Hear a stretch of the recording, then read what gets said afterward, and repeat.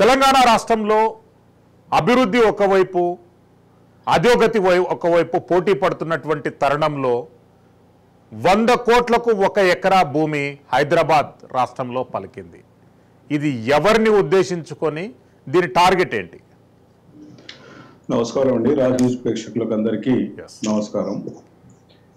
అయితే కోకాపేట్లో 1 ఎకరా 100 కోట్లు అనేది ఏదైతే తెలంగాణ రాష్ట్రం తెచ్చుకున్నామో, నీళ్లు నిధులు నియామకాలు అనేది కేసీఆర్ ప్రభుత్వంలో ఒక చిన్న సమగ్ర కుటుంబ సర్వే చేసిన ప్రకారంగా చెప్తా ఉన్నాను ఈరోజు.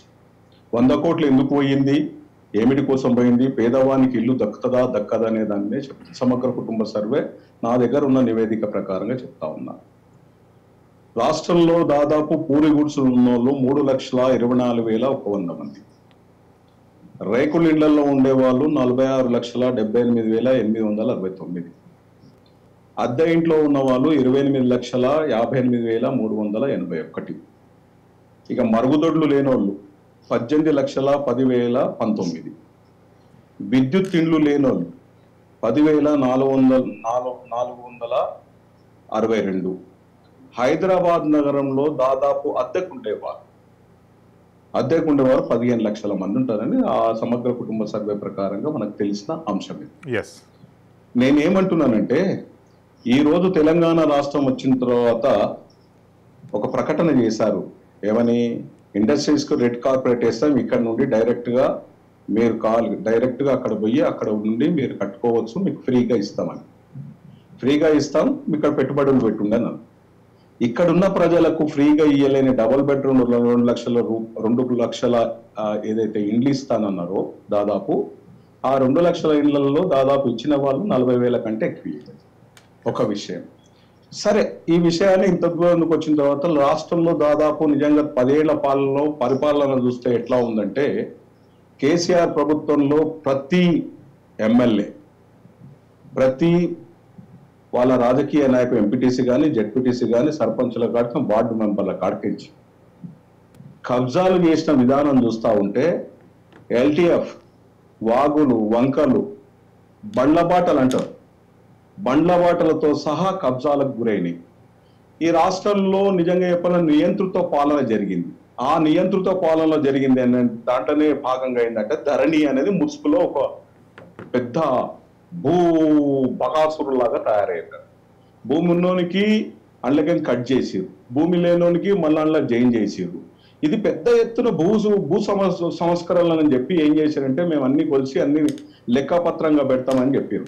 ఆనాడుకు నిజంగా చెప్పాలంటే నిజాం సర్కారు ఆనాడు నిజంగా వాళ్ళు చేసిన భూ సంస్కరణలు ఈ రోజు ఆ నామమాత్ర రాళ్ళు కూడా లేకుండా పీకి పడేయాల్సిన పరిస్థితి ఏర్పడ్డది.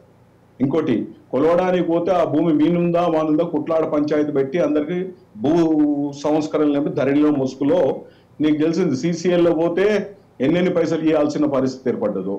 ఇప్పుడు నిజంగా చెప్పిన శివబాలకృష్ణ అనే ఆయన దగ్గర దాదాపు 100 కోట్లు దొరికినాయి. అవి ఎవరి పైసలు, ఎక్కడికించి వచ్చినాయి, ఏ ఎంఆర్ఓలు ఎంతగానో తింటున్నారు, ఏ ఎంపీటీసీలు, జెడ్పీటీసీలు, లేకపోతే వివిధ రకాల ఐఏఎస్ ఆఫీసర్లతో సహా.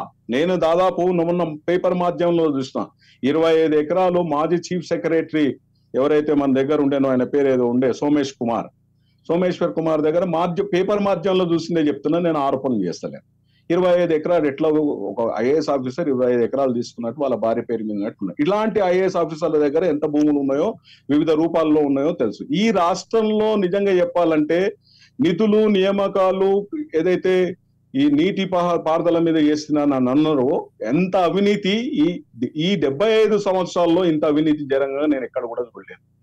ఏడంటే ఎంఆర్ఓ ఆఫీసులో డబ్బులు ఇయ్యంది ఏ పని కూడా కాదు.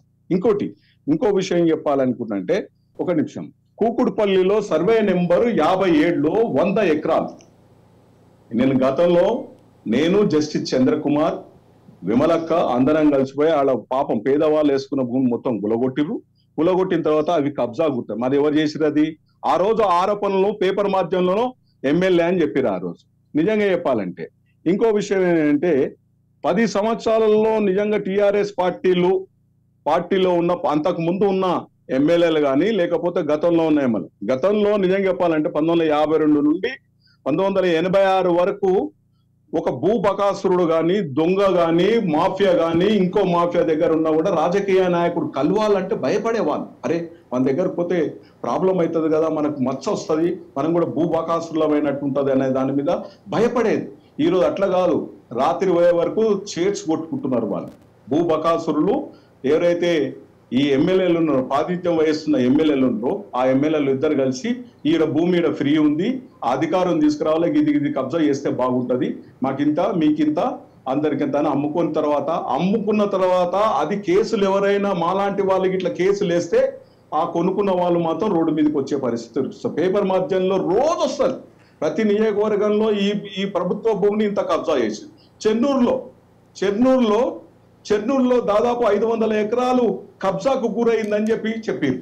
నిజంగా చెప్పాలంటే షాద్ నగర్ లో నేను వేసిన పిల్లు 30 గుంటలు, దాదాపు 20 నుండి 30 కోట్ల ఆ ఆస్తిని కబ్జాకు గురి చేసి నేను పిల్లు వేసిన. ఇప్పుడు జడ్జిమెంట్ వచ్చేది ఉంది, అది రిజర్వ్డ్ ఫర్ జడ్జిమెంట్ ఉంది కాబట్టి నేను దాని గురించి ఎక్కువ మాట్లాడతలేదు. ఇంకోటి ఏంటంటే అది ఇచ్చిన తర్వాత రోడ్లో పోయింది, హైవేకు రోడ్డు పోయిన దానికి ఆ పోయిన పైసలు కూడా తీసుకొని మళ్ళీ కబ్జాకు చేసిరు, దాన్ని మొత్తం కబ్జాకు గురి చేసిరు. అక్కడ కబ్జా చేస్తూ ఇక్కడ గవర్నమెంట్ నుండి పైసలు తీసుకుంటూ నాకు వేసిన పిటిషన్ లో వాళ్ళు వేసిరు, గవర్నమెంట్ వేసిన పిటిషన్ లో చెప్తున్నారు నేను డబ్బులు ఇచ్చినాము, డబ్బులు కూడా తీసుకుని మళ్ళీ కబ్జా మీద మాదే అని చెప్పి కబ్జా మీద కూర్చున్నారు. అంటే ఇలాంటి పరిస్థితుల్లో రాజకీయ నాయకులు ఈ 10 సంవత్సరాల్లో విచ్చలవిడిగా దోపిడి. ఈ రోజు అంటూ